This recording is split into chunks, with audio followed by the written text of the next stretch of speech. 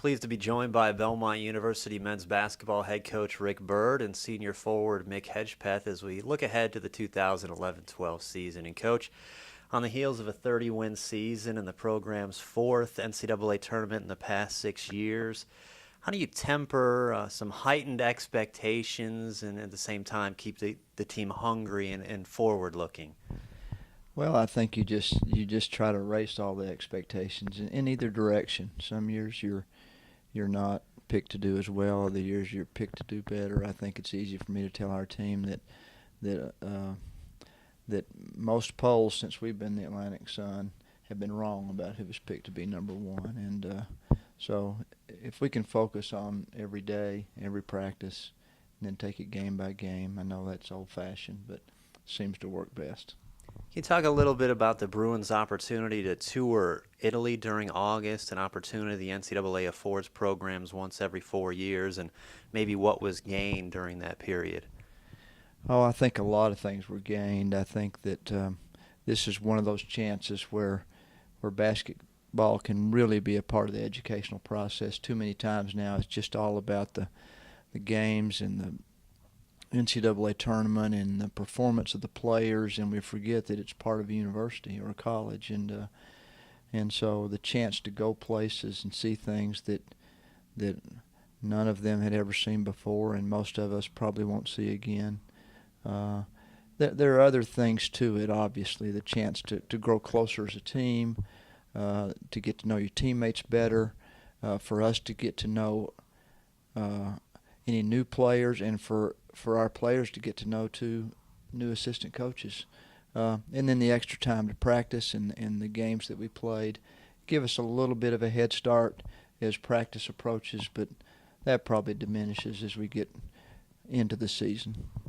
And Mick, turning to your observations and memories to that trip to Italy, and as fate would have it, you had actually been to Italy, a different part of the country, a few months earlier as part of a Belmont mission trip. Right. We, on my mission trip in May, we went to Naples, Italy, and it was a very different experience from the experience we had through basketball in August. The trip in August was amazing. Just kind of to reiterate some things Coach said, we got to see some things that, we had never seen before, obviously, and been to places we'd never been, to the Vatican, to see the Statue of David, Lake Como, the Coliseum. That's what I was lost there. And, but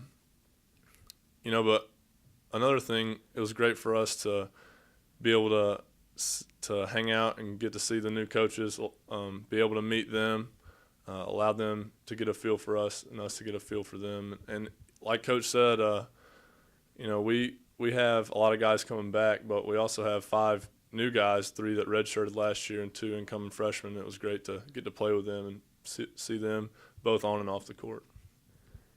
Looking back to last March and such a special season, such a special few weeks from Selection Sunday to the actual game in Tucson against Wisconsin, some of your memories from that kind of NCAA experience, Mick, and maybe what you and your teammates have learned from playing at that level, playing in that environment that maybe you hope to carry into this season. The NCAA tournament, something that you dream about playing in. Ever since I started playing basketball, I've always watched it every year. To be a part of Selection Sunday, to see your team get announced, that was an incredible experience. And I think that it was great for our team, and something that we learned from it is that we belong there and we can play with teams like Wisconsin. And also last year we proved that we can play with teams like Vanderbilt and Tennessee. So I think that that's something that we learned, and we want to get back there. Obviously, this year that's our goal, and once we make it there, we want to try to win some games. And Coach, back to you. Obviously, we're joined by Mick, but he has a fellow senior, and Scott Saunders, a pretty formidable post duo for the Atlantic Sun or any level in college basketball. Can you talk about what Mick and Scott bring to the table, not just on game day, but day in, day out as part of your program? Well, I think the second part is the most important part. I think those guys lead more often by example than they do by the things they say. But their attitude about the weight room, their attitude about conditioning, their attitude about how you're supposed to play pickup games. Their positive attitude in the locker room go a long way. I mean, when you see your best players and your upperclassmen working as hard as they do, then the rest of the guys are going to fall in line. And that's kind of the way our program's been. Mick saw that in other players when he came here. And now it's his turn, and it's Scott's turn. Coach, talk a little bit about the schedule and the non-conference, much obviously made about the Bruins' participation in the EA Sports Maui Invitational and headline games at Duke and at Memphis to begin the year. But really, from top to bottom, a pretty rigorous and ambitious non-conference schedule. Well, it really is. And this team should be ready to play it. I'm not sure that our expectations about wins should be at the 30-win mark with the schedule that we're faced. But that's really not important.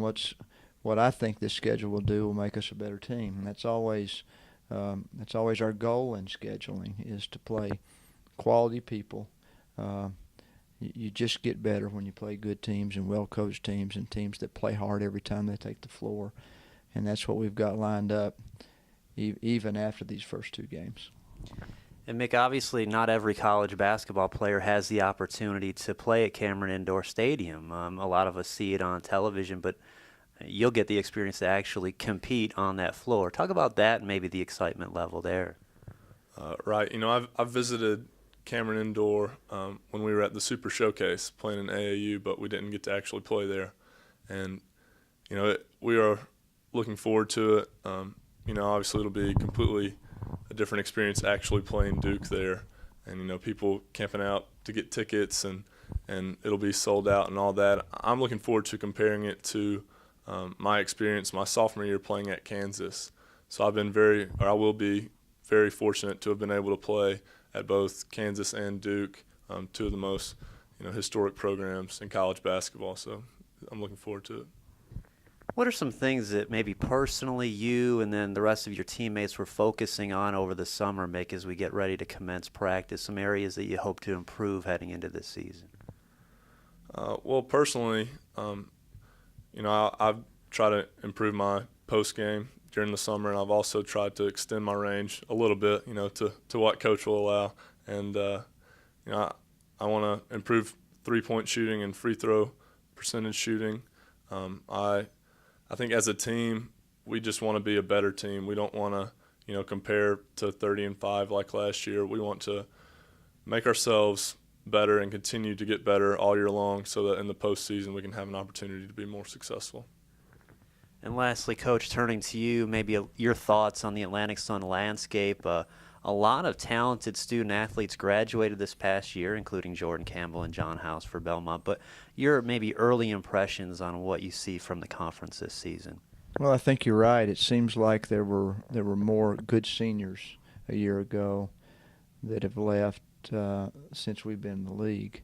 And that makes it a bigger question mark about the teams, that you can see how they're picked in preseason, but when it comes down to it, it's how some of the younger people develop. And there's going to be surprises. We were a surprise 2 years ago because we were really young, and no one picked us to be first in the conference, and we managed to tie for that spot.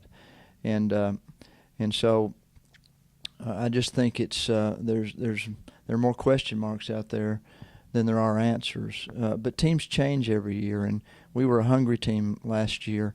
There'll be hungry teams this year trying to do what we did a year ago. And if we don't match that, then we'll find ourselves watching somebody else in March. Well, Coach, Mick, thank you so much for your time today, and best wishes for the season. Thanks, Greg.